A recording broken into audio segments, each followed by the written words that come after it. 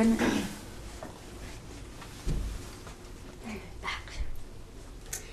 So I just want to welcome everyone who came out tonight. Thanks so much for coming down from Morrisville, right? Oh, yeah. And Jari, and for you guys agreeing to read tonight. I'm going to have Katina read your introductions, and then you guys can go first. I think, Jari, you're going to go first. Yeah, I will. So, thank you.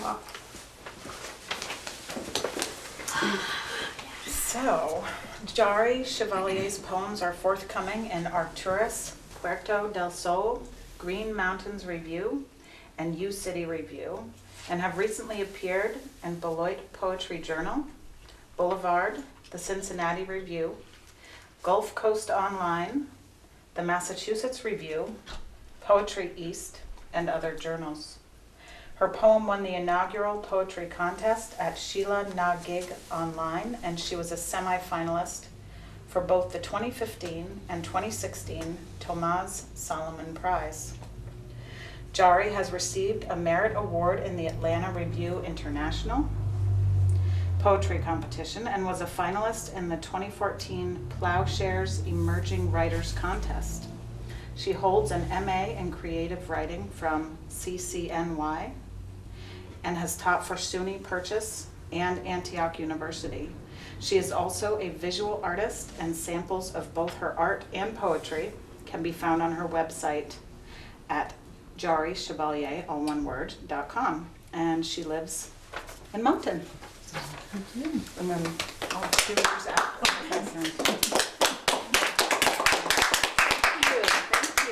Thank you for inviting me and for inviting us, Annie and Carla. Thanks for the introduction. So I've got poems for you tonight that are all about being an observer of nature and phenomenon in solitude. That's what sort of brought this. That's what brings these together.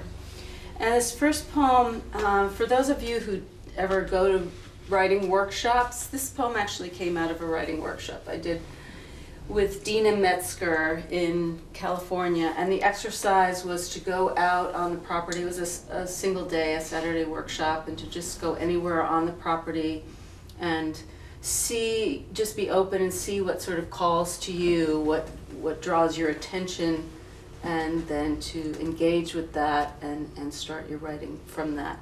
So I was pulled in by an outdoor bird cage. Looking in, I am drawn to the cage, something exotic, spiced by another world. A kind of lovebird. When one turns away, the petals of the palest cream rose bloom on its neck. How can a yellow so electric be pastel? This is the underlength of a tail. Why this desire to devour them, mouthful of feathers, free them into the vast oblivion that I am? What's there in their wrinkle-lidded swivel vision? Some inarticulate promise of sky and body, broken and broken by a grid of catastrophe? I know a dwarf macaw that sleeps between Elizabeth's breasts, who picks a flake of skin ever so gently with his beak from her nose. Is this how I love? And I have taken a wrong turn and wondered, am I lost or in a blessing? And small with uncertainty, parked the car and entered a steel warehouse door on a barren industrial lane. The sign on the place, this is how we're loved, advertised the one obscure thing I'd been looking for.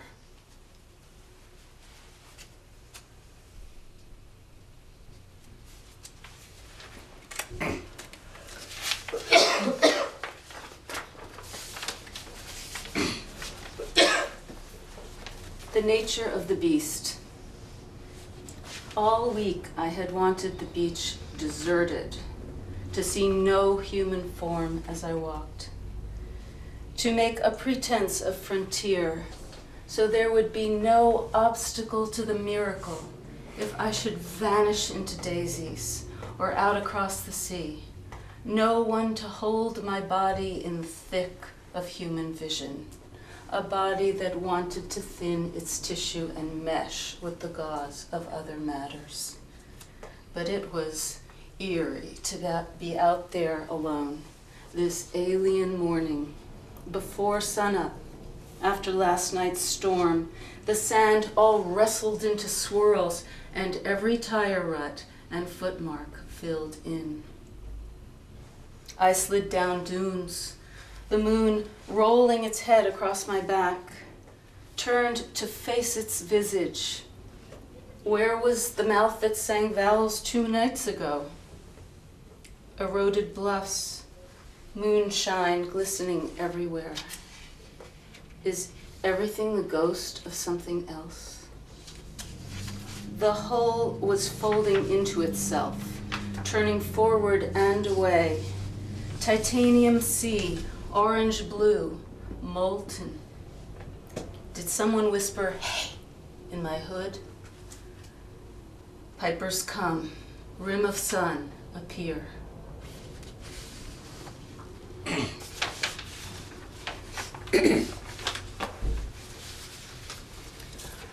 Unkempt graveyard near the shore.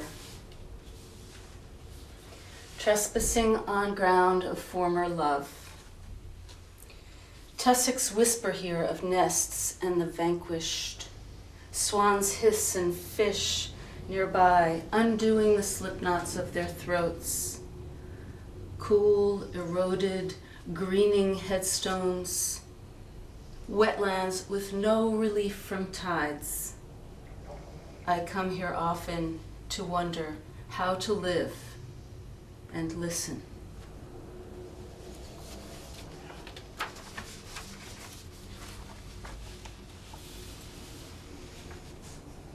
Clean. The sea is astringent and dries in salt lace. On the rocks peaked up like beaten cream, the morning tide whisks the tide pools clean, and snails amp up their suction on rock.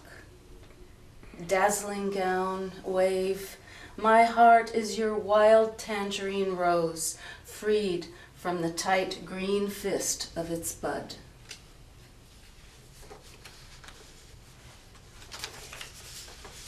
I used to live just across Route 1 in Rye, New York, from a marshlands bird preserve, and the property directly abutted a big golf course. And for a while I wanted to get up before the sunrise because it's just a very, very magical time for the seabirds. They, everything starts happening and they're so excited. And so I would go there at that time and watch the whole process, but I was going to be late this morning and I wanted to just run down the golf course and cut in, and I was completely stopped by seeing a blue heron in the golf course pond.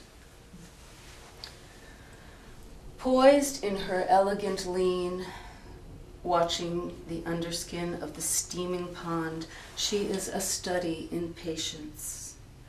I stand enchanted by her long stillness, my body planted there, fast inside, wondering how badly the water's tainted, considering the perfect lawn all around and what it takes to discipline this wild ground. One quick jab, one tear at the chiffon water, and she is swallowing whole a thrashing fish. Then she moves giraffe-like and quiet, a tender frog gliding towards the other shore where the insects mumble, is scissored quick now in her classical beak. Dark doilies of trees on the water, the fish and frog dissolve inside that fine blue Buddha. Suddenly, my presence comes to her, and she snaps out her startling other shape. The wing spread, she works to the feather tips. I see her fly into the lightest spot, far into the only day as it breaks.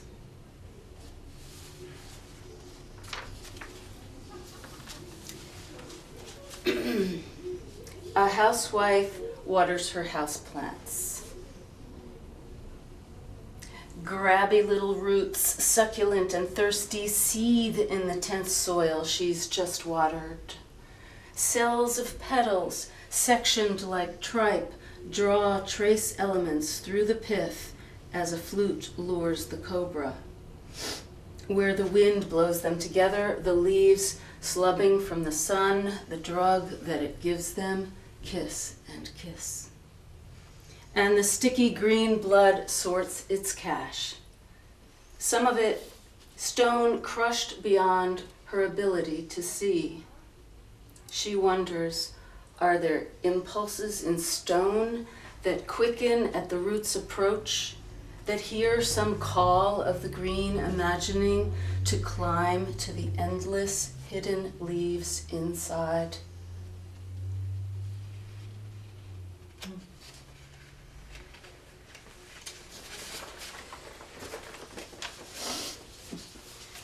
Words of an abstract water lily. The thing to climb to? A kaleidoscopic view held to this dominant eye. A future that draws the mudlight we're all sunken up to the motives of sunlight and wind. For every stem with the will, there's a last dull lengthening, then a coming to, passing up through the lips of lake water, where from the broken clutches of our own buds, delicate interiors flare. Words of a dying stingray. Where did you go, my self-lived waves? I'm beached, a laboring lung that was, just before, electric in a made-for-me domain. Now raw air through shocked valves, my stinger tail whips at grit. Washes of soft surf tease, then nothing. Go ahead, come near, pierce, tear at my numbness.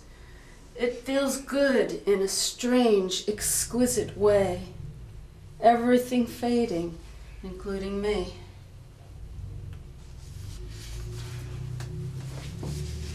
What's going on? Horses mosey across the black lake at the center of the sunflower. I turn away when the pink sun sharpens its claws on the mountain. Light blinks at the tips of leaves that suffer their sights underground. Straw is beaming drum beats back into stars.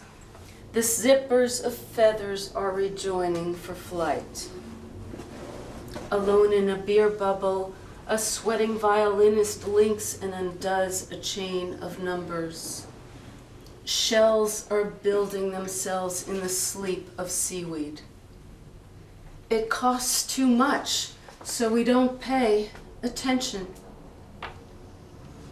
A reindeer stag is rubbing moss off its head branch, a weapon whose incipience was pure imagination.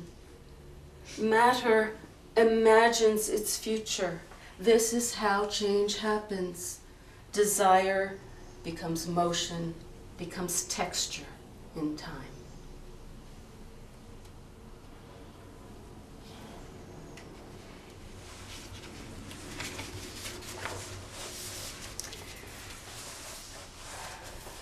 I've lived a pretty unconventional life, and I've gathered no moss. I've lived a lot of different places, done a lot of traveling. And there was a process of coming to make Vermont my full-time home. I had an apartment in Manhattan for 7 years and was kind of going back and forth. And So the beginning of this poem refers to leaving the urban life, although a lot of the poem refers back to other places I've lived and other times in my life. But it's called My Calling. Jackhammered morning and starless night, keep yourself. Who never got out of bed till noon, who was a despot. A bit of chalk or talc or cake, a small catch or clasp there in a voice I'd grown to love, hardly recollected. Persimmons, heavy in the orchard, glutted with their own starch and sweet water, thud to the ground, split, the pool too cold to go in by then. How does a body cinched into sections like that even talk to itself? 3 ants struggle to drag a dead one. Welters of sorrow rise to pitches that urge even broken wings to fly. I excel at so long. Shadow of the cupola on whitewash across the way. Wood grain in a beat, bleeding a peninsula on the kitchen's center island. The brook racing, tumbling in a gully beyond earshot. Quails with decorated heads purr and scoot across the lane into my raised glass bottom. One more dip and turn in this music, and I won't be there ever again. Had I a career, I might be famous for calling in sick.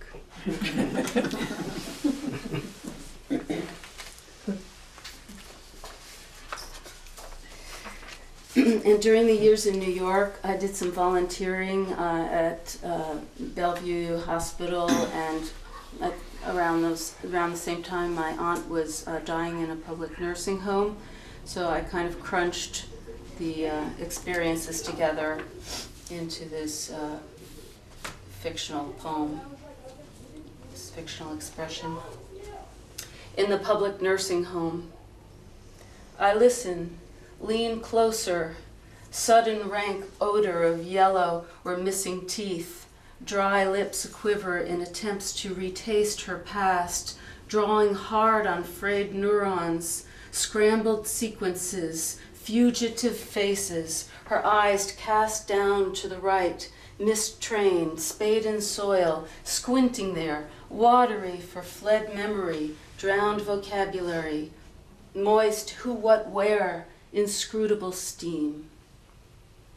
Gelatin thickened orange juice in a plastic cup on the laminate swing table next to her.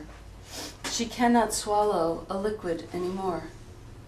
Bewildered, bluebell eyes rise to mine. I pick up her crumpled, cool bone hand, crazed with gray-green veins, and say, "Doesn't matter. Did you love? Did you ever love?"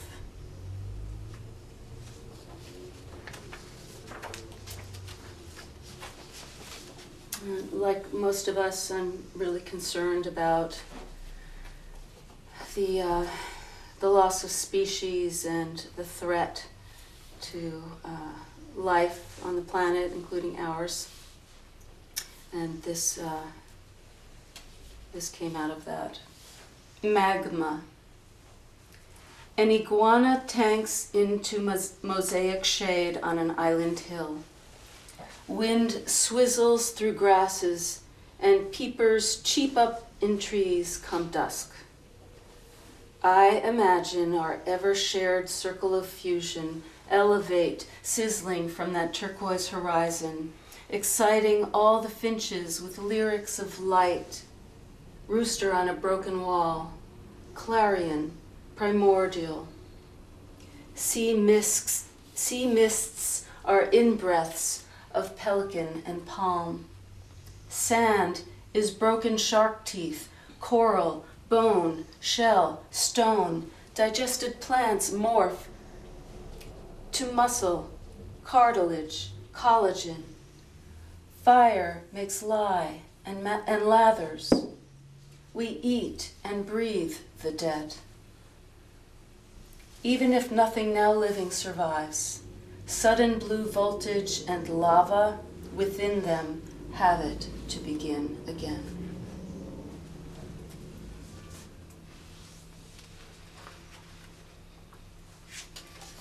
One can only hope.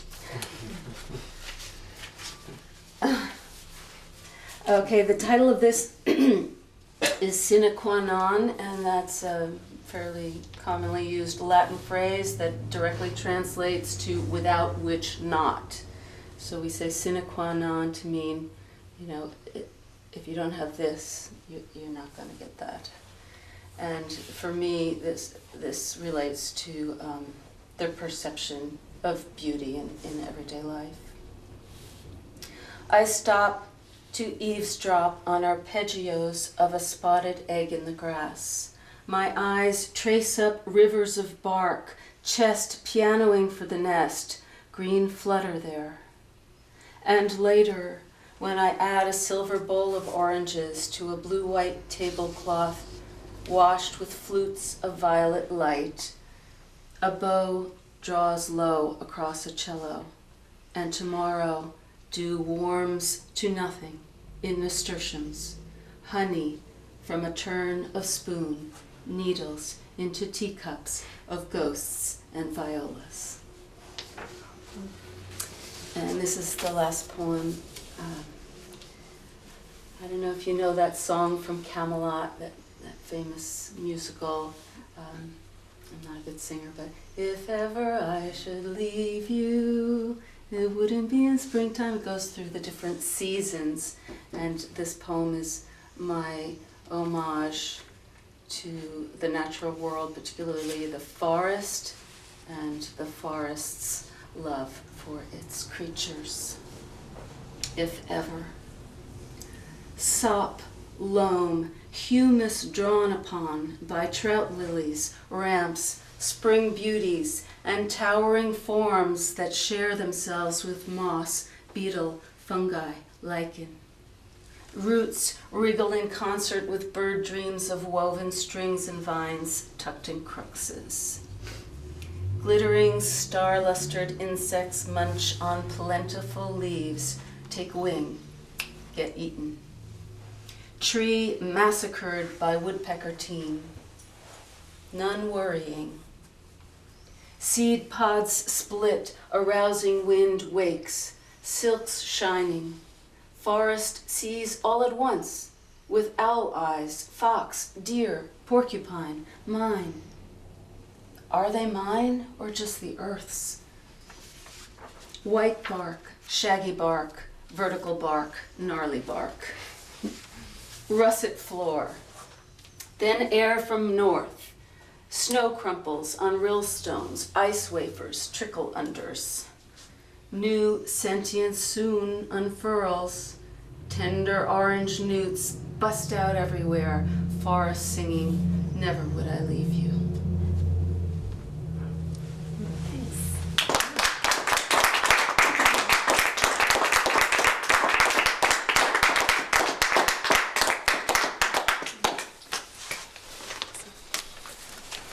That was wonderful.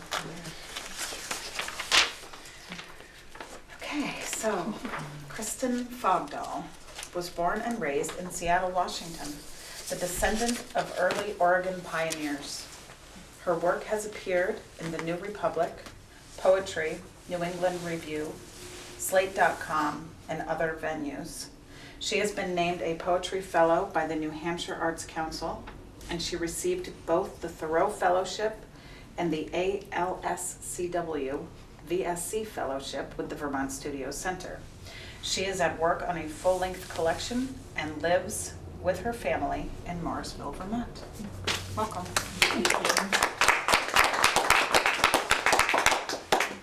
Thanks. Thanks to Jari for inviting me to come over. And it's a wonderful friend. Thanks for coming. These are going to be just sort of random selections from the manuscript that I'm working on right now, which is called How to Use Your Eyes, or at least that's the working title.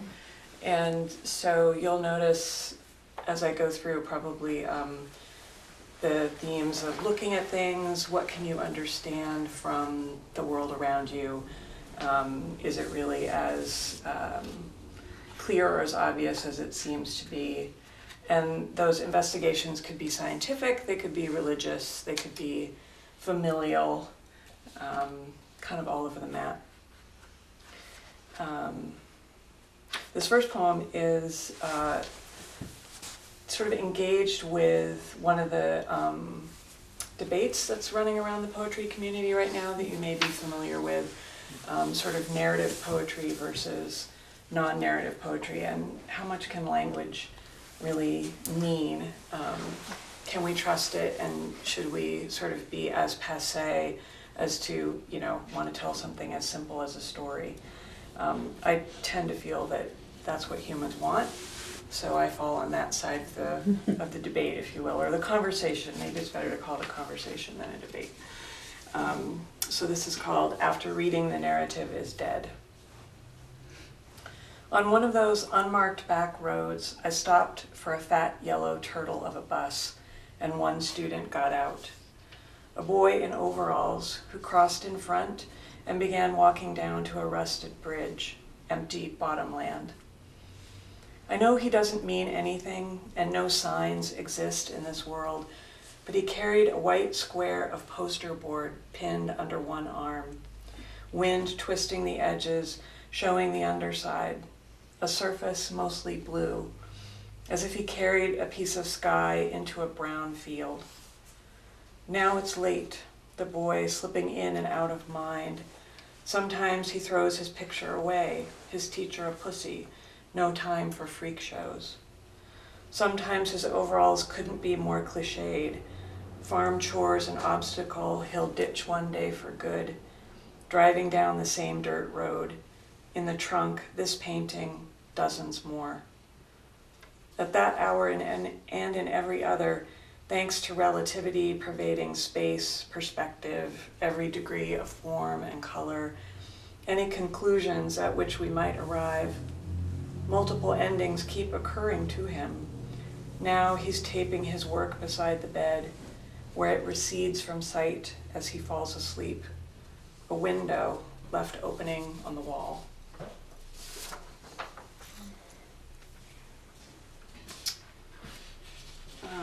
I have a sort of a fascination with persona poems and the idea of kind of slipping into somebody else's mindset and trying to see where they might be coming from, of course, as a way of understanding our own lives, right? So one of the figures that I'm sort of fascinated with is a prophet called Tiresias in Greek mythology who, and I don't profess to be an expert on him, but one of the things that I find fascinating about him is that he spent time as both a woman and a man, as a curse for killing some snakes, and or wounding, depending on which story you read, and that he also was blind, but he was a seer. He was able to see the future. He was able to see what might happen to a person. And he was, after he died, he was the only person in hell or Hades that retained his sight because he had second sight. He couldn't actually see, but he was able to still tell the future. Tiresias in Hades. No one here remembers who they loved.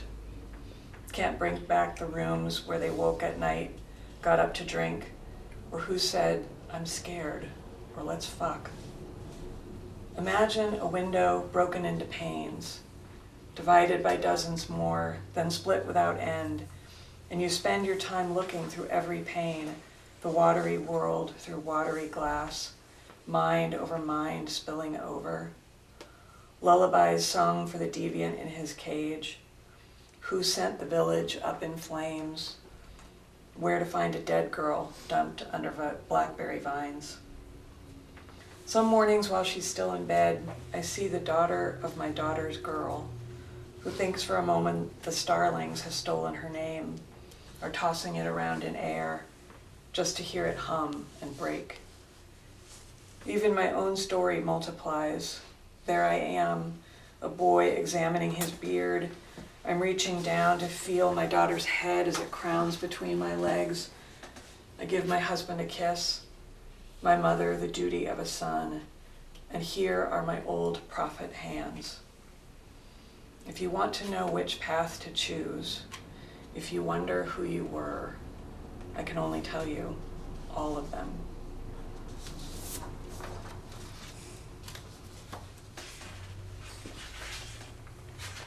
I have a series in the manuscript that we're sort of exploring different aspects of biblical thought or alternative pathways. I was raised in that tradition. This is called Gospel According to Someone. In this one, nobody dies. God eats the apple, calls it good. Adam and Eve sail down the Euphrates, decide one morning in a strange harbor that they just want to be friends. Outside the former capital, surrounded by her sisters, a virgin gives birth to Herod, who grows up unharmed, builds an inn, calls it paradise, and only one guest arrives, a man with no arms and no eyes, and Herod feeds him bread. In an upstairs room, the archangel appears to herself in a mirror, wipes away the steam.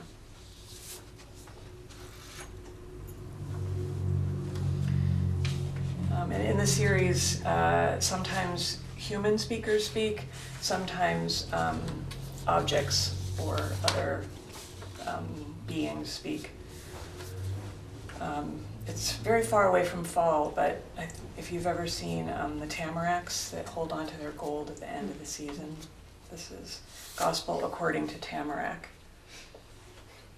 For so long, summer, quiet as a drug, 10 feet deep in leaves, no reason to raise your eyes. Now the lake assembles a skin, a little more shade over the hill. And when the days are washed down dull, I'll break into flame for you. I tell you, you haven't missed a thing. We're lit votives, a guilt horde. There's still time to apprehend even the smallest brightening. Be visible for miles around.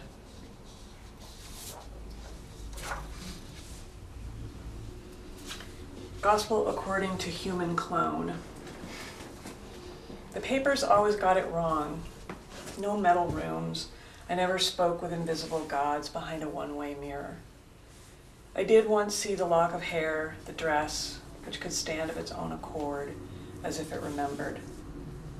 Someone walked me past her manuscripts, held open under glass, the hand somewhat familiar. Now I'm grown, I do the paperwork alone, in a coffee shop, waiting for the train. I've come to see all existence as translation. Sometimes I even prefer the earlier version. Do I constitute progress? I can tell they're waiting for me to bloom. Lately, what I like most is to ride the buses at dawn, right out of the city. Telephone poles beginning to flick the sky, my face suspended on the pane. Bits of cloud arrange themselves like notes on the wires, where one could write the most magnificent score in a key previously unknown, even by the next me.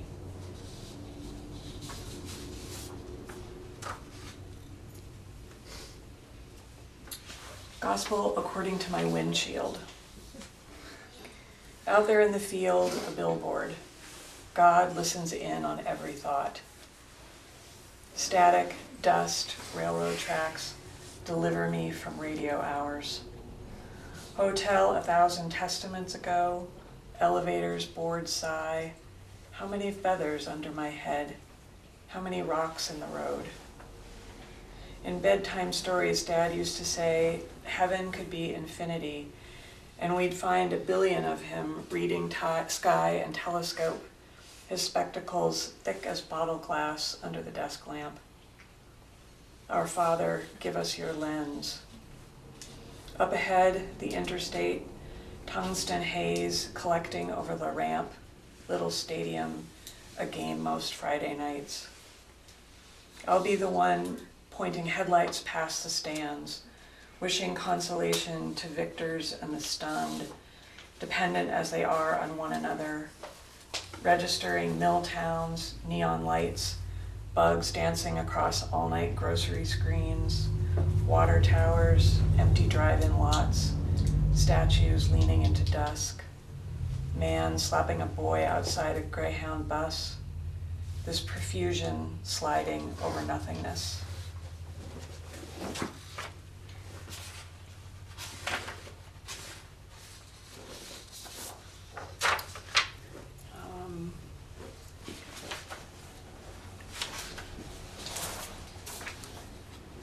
I've also been playing around with some political-ish poems.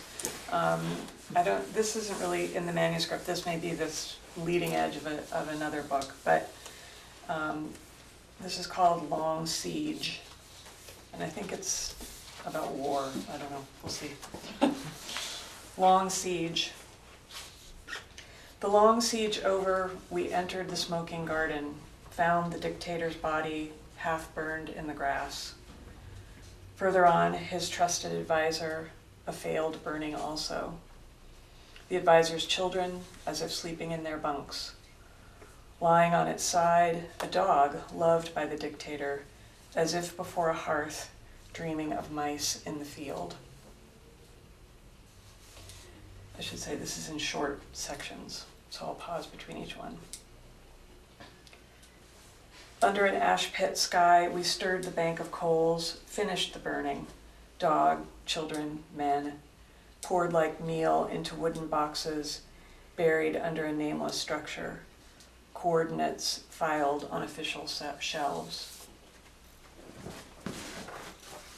The long siege over, neighborhoods waited for the dead to return.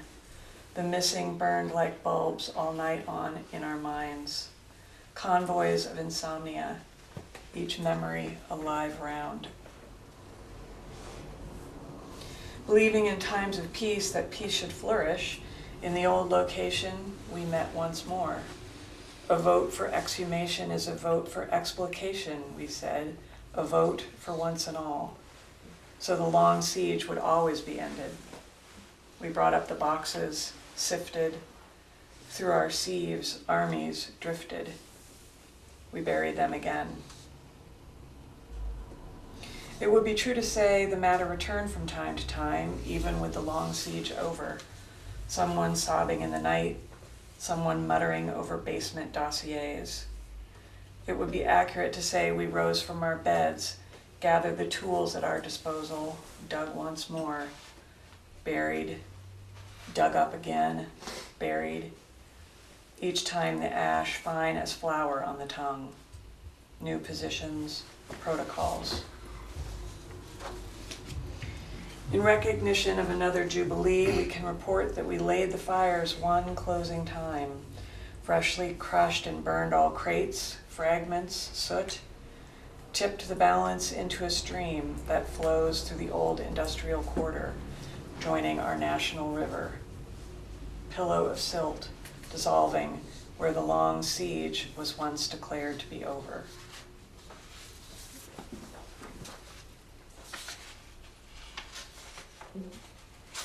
I'll read two more. I've spent, like you said, I was raised in Seattle. I've spent most of my time separated by 3,000 miles, an entire continent from most of my family. And so this poem is, contemplating my father, and it takes place in a lamp shop. House of Lights, for Larry Fogdahl. Did we visit somewhere like this once? A hardware store. We need a switch plate. Or maybe we're killing time. The bus is late, our movie canceled. Did I touch a wall of yellow dials? Your lab, father-daughter day, as if down the paper tube I used to spy on neighbor kids, singled out but nothing magnified. The early dark eats memories. Cars outside flick on their lamps. Across the ceiling, fireworks in a row. What's that thing they say about depressives? We can't handle the dark. Then give me the heavenly host, this makeshift Rococo chapel. Isle of fairy dust, isle of heat, isle of summer nights at the dinner table, where you tell me sight is sun rewriting the eye. How light doesn't shine through my fingers or creek willow leaves, but joins, for a moment, the shocked fabric of matter, escapes on the other side. So when scripture said, thy whole body shall be full of light, God wasn't kidding. Out the window, one red warning blinks at the radio tower tip. Unstoppable fields firing up the avenue, street lamps, car lot, beacons on wire. If I want your voice on my phone. In the beginning, the word, and your words go farther back than any I can remember, past the rim of what I know to say, into the silence where we disappear. Not all light is visible, you once explained, assuming I would understand. And if that's true, I'll close my eyes now, wrapped in the body's combustion. Girl at the register, ready to switch off the lamps. Man parking under the sodium beam. And you, wick of a father, I'll bring to another night.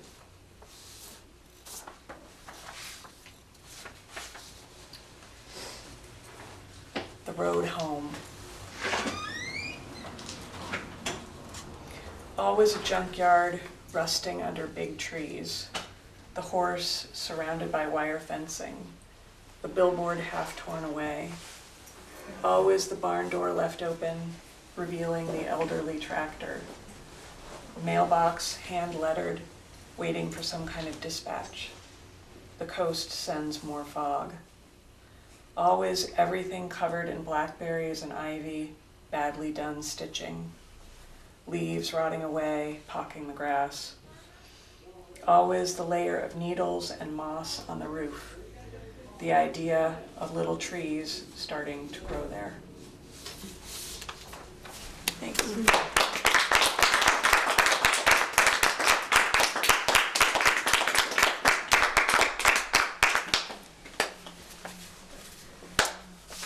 If anyone, would you guys be willing to field questions if anyone has questions? Sure. If anyone has questions. Anybody? Maybe each of you can share about your writing practice, kind of a daily writing practice. If you have a strict schedule or if it's more depending on other circumstances. Do you want to go first? Yeah, I don't write every day, but I have other art forms. Right. You know, I do visual art, and yeah, there are times, intense times, when I'm involved in a project or involved in, you know, kind of an impetus or a need to write, and then I can be pretty intense about it. And I do like to go on residencies where that is kind of expected, and I've asked for the time, and everything else is put aside, and then I can be really productive. You know, it doesn't show up on my resume or in my biography or on any, you know, it's just not something that comes up all the time, but I have a 30-year meditation practice, and that really is the center of my life. So quiet in the mind and just pure perception is actually more important to me than expression or saying something, but the time comes when that's the natural thing to do, and I definitely yield to that at that time. Beautiful way of saying that. Thank you. I have a pretty demanding job that isn't poetry, so when I can, I like to have that regular time every morning, and I try to make it if I can. I know a lot of people swear by get up, do it, no matter what's going on. It's like exercise. You have to, do the scales as if it were piano. And I would say that if I had the time, probably that's the more my temperament, if you will. But I can't do that, so it has to be more come and go. I like to revise a lot, and I'm a really slow writer. So, you know, it's not uncommon for me to have 50 drafts of a poem over, you know, a 5, even 10-year period. And it can go a really long time without looking at it, and I actually really like that feeling of coming back to something after so long, because you often see something in it that you didn't realize that was that the real nugget of it. And so sometimes it's that, at least I need that distance in order to have that recognition. If I'm too involved in it, I'm still in my own way somehow. Thank you. I also have lots of drafts, so to finish Are they something. handwritten, or are you working on a typewriter or a computer? No, well, yes, way back in the old days it was the typewriter, but now it's computer. Anybody else with questions? Yeah. Do you have a space that you go for your writing, or are you on the fly, kind of just as you see, and that's where you decide to write your poetry? Like a physical space, a room or something like that. I have a studio in the house that, but it's also where I do all my other work, you know, paying the family bills, and you know, so it's not an idealized space. Yeah, I have a standing desk in a corner of my general living space, and I've lived lots of different places, as I mentioned before. So there's always just that spot, and you know, I sometimes write with pen and paper in my chair. So it's like the chair or the standing desk. Thank you. Is that it? Any other questions? All right. Well, thank you so much for coming out. Thank Thank you so much for